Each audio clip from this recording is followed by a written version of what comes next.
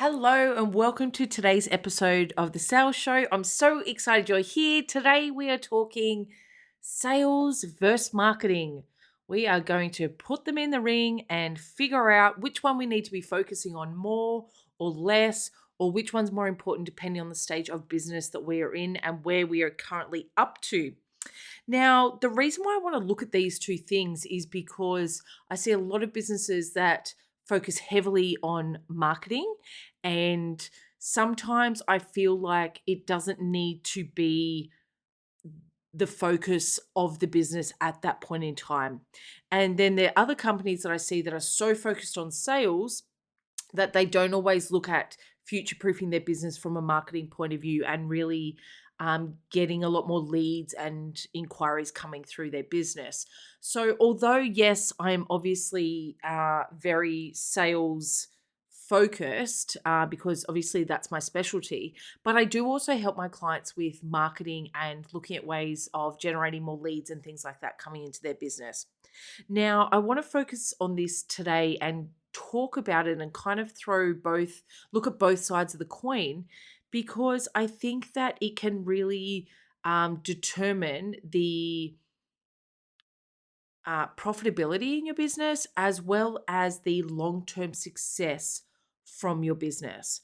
So, if we look at it from a marketing point of view, the job of marketing is to attract more leads or inquiries into the business, right? So, really get that interest happening about your products, your services, your company, your brand, all that sort of stuff. But then, from a sales perspective, the job of sales is to actually convert those leads and inquiries that come into the business. Now, the great thing is that both sales and marketing have the same goal. They both want to generate more cash, more sales, more profitability into the business. However, a lot of businesses don't look at them as two pieces of the puzzle. They look at them as quite separate activities or even departments.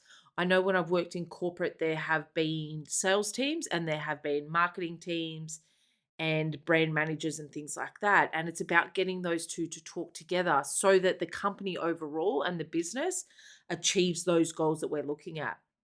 Now, when I've worked with companies in the past, a lot of people will focus on marketing. One of my amazing clients, she's been in business for over 8 years, and when she first came on board with me and was like, I need some help from a sales point of view, we are making sales, but I think we can do it a lot more efficiently. I was like, okay, cool, like let's talk about this. So she was looking at marketing from a Google Ads and SEO point of view. So she looked at it and thought, well, this is just a numbers game. If I throw X amount of dollars at Google, or if I do, this level of SEO, then it equals into, a certain number or a certain figure per month of sales coming into the business. However, when we started talking, I said to her, maybe we don't need to be spending that much money or that much time and energy to get that level of sales.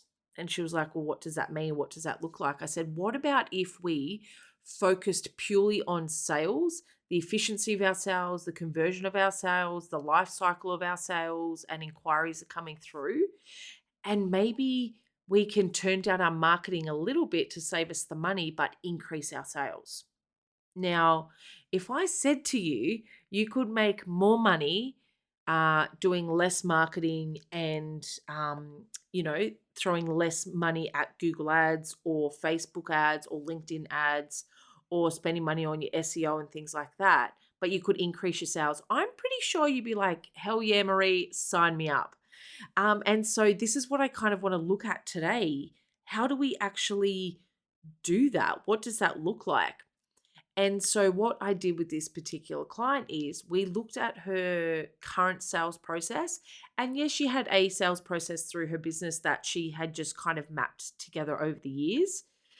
And when we looked at it, there were ways that we could really tweak, optimize, and just make that customer journey path a lot more nurturing and relationship building, which then would equal more sales.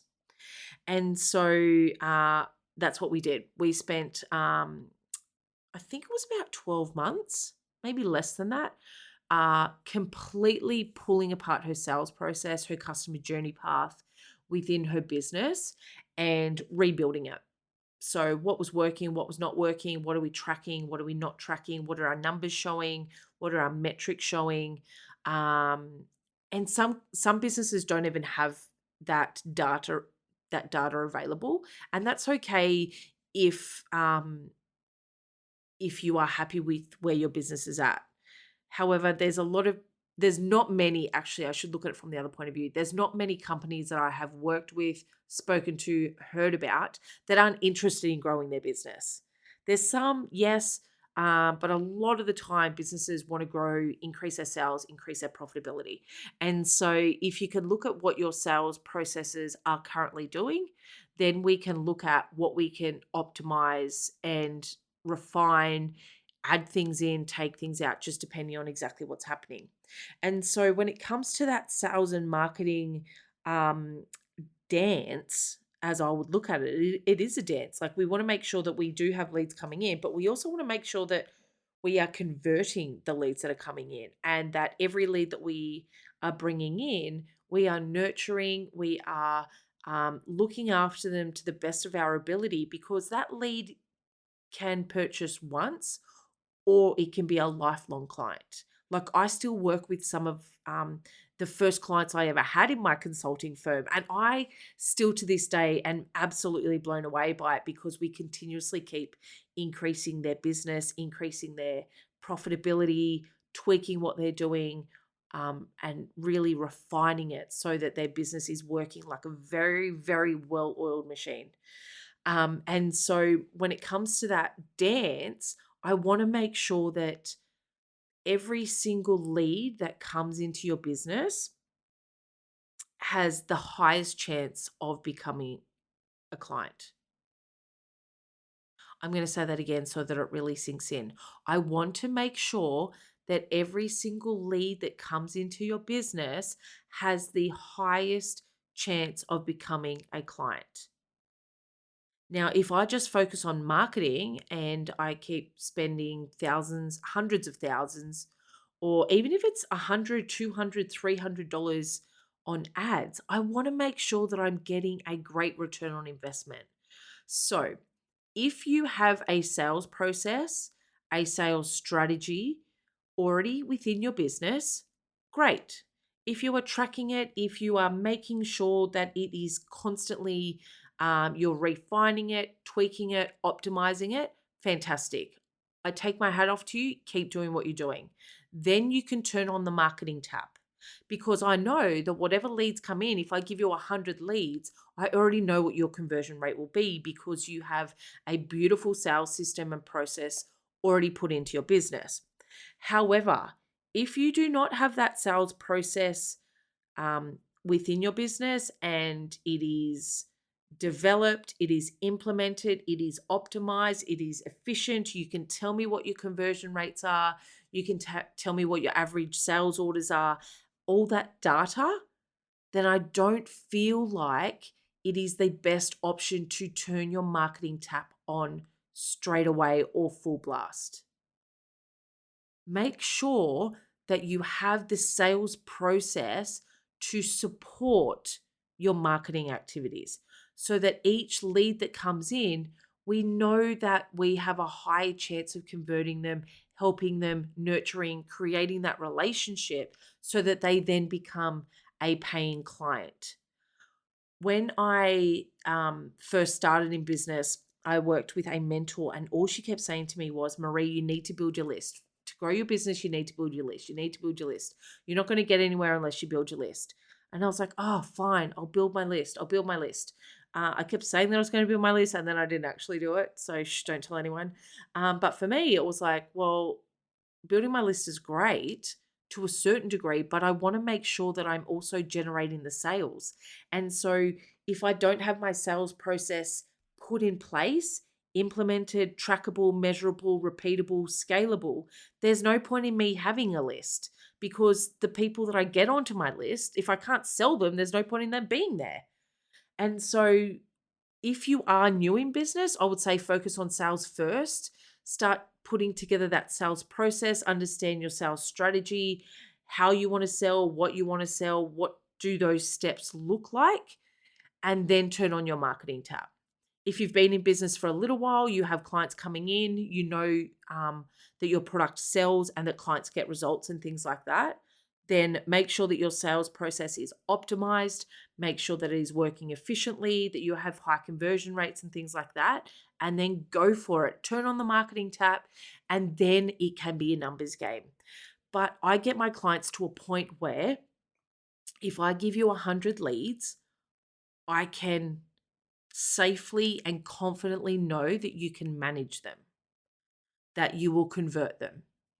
I think a lot of companies these days, if I said, yep, cool, I will give you 100 fresh, high quality leads, can you manage them? Can you close them? Can you convert them? Can you service them? Can you onboard them without dropping any balls or anything like that? Some people will have a little mini heart attack. They will be under the bed going, well, this is a great problem to have, but I'm struggling. And if you struggle and turn on a marketing tap too soon and end up with a whole heap of leads that you cannot convert, you cannot manage, you cannot look after, it damages your company. People will get bad service, they'll have bad experiences, they're not well looked after. And then it's really hard to come back from that. It's a really bad way. Uh, it can really damage your marketing efforts and things like that. So if I put them in the ring, I still believe that sales will come out on top, because I feel like I don't know. I feel like they will. There's no revenue without sales. There can be revenue without marketing, and some people will say, well, like I've developed my business, my consulting firm, purely by referrals. A lot of the time, I haven't done a lot of marketing. I haven't, as I said before, just between you and me, I haven't really been focusing on building that list, because at the start, my goal was sales and to generate enough money to support myself and the business overall so that we could grow. But if I just focused on marketing and I spent a whole heap of time, you know, spending money on Google ads or Facebook ads, and if I didn't have that sales process, then I have holes in my bucket, in my business bucket. And so make sure all of that is plugged up and that your sales process is ready to handle your marketing activities and things that you're putting out there. So if we are choosing a winner, it will always be sales for me, because without sales, there's no revenue. But then again, I am the salesperson. So let me know what you think. Drop me a line at podcast@mariekirkpatrick.com, or reach out to me. We've got a whole heap of resources at mariekirkpatrick.com as well. I look forward to chatting to you again soon. Have an amazing day.